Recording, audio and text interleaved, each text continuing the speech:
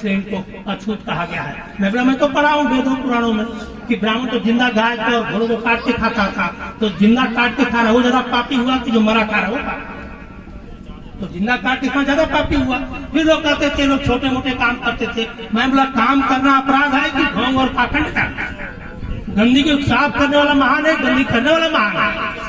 आप बिलीव नहीं करो तो सैकड़ों लोगों से पूछा, सबके सर झुक जाते थे। इवन ब्राह्मण भी, क्षत्रिय भी, वैश्य भी, मुसलमान भी लोग कहते थे गलत चल रहा है, नहीं होना चाहिए, ये परंपरा गलत है, गलत है। मैं बोला जब गलत है तो चला कौन रहा है?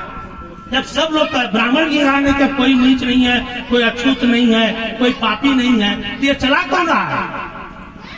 कौन चला रहा है? ये तो सवाल है ना। मुझे बड़ा कॉन्फिडेंस मिला, किसी ने नहीं कहा कि ये जो परंपरा चल रही है छुआछूत, भेदभाव, ऊंच नीच की, ये सही है, किसी ने नहीं कहा।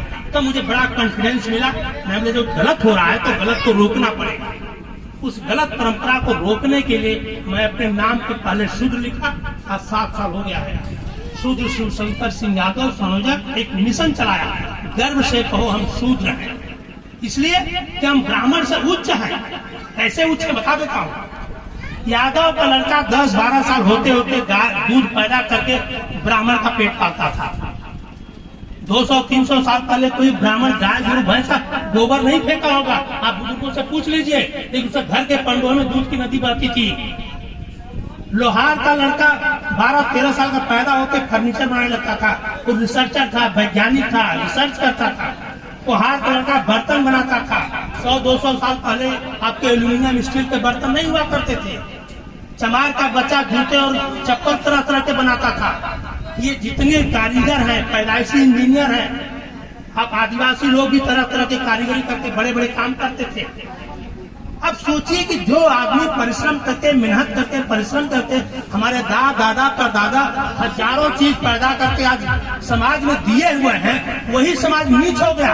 और जो निठल्ला परमजीवी कभी काम नहीं किया, ढोंग और पाखंड किया, बेवकूफ बनाया, देवी देवता भगवान के नाम पर हमें लूटा, वही उच्च बन गया, हम नीच बन गए। और हम उसको मानते चल रहे हैं कि हम नीच है, नीच है। इस परंपरा को आपको छोड़ना पड़ेगा। आज एक गठिया लीजिए कि हम किसी से नीच नहीं हैं, हमारा किसी से दुराव नहीं है, न हमारा सवर्णों से न ब्राह्मण से, लेकिन हमसे यही सब दुराव है कि तुमने किसी को नीच क्यों बना दिया और अपने को उच्च कैसे बन गया, इसको तुम्हें तोड़ना। अगर तुम नहीं तोड़ते तो हम तोड़ेंगे। अब हम लोग कहेंगे तुम नीचवान उच्च है।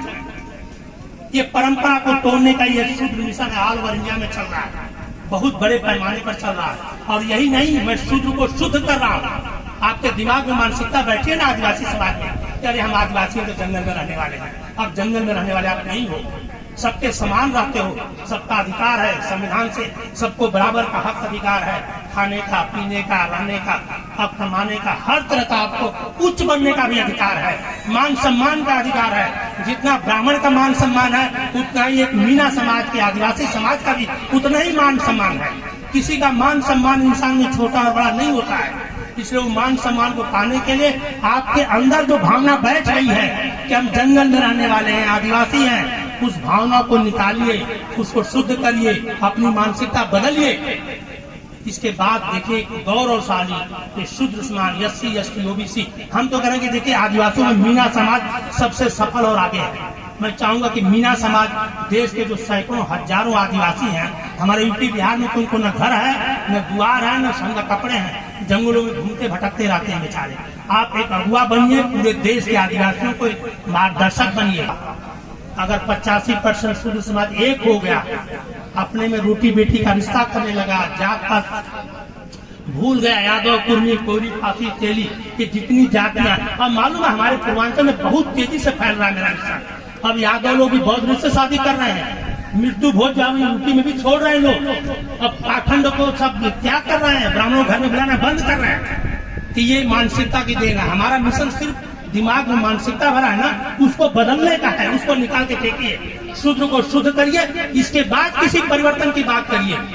हम एक और चीज कह देना चाहता हूँ, पहले शिक्षा बाद में दीक्षा। अगर सही शिक्षा मिल गई तो किसी दीक्षा की जरूरत नहीं है। इसलिए मैं यही करके आप सभी को जय भीम, जय जोहार, धन्यवाद, शुक्रिया।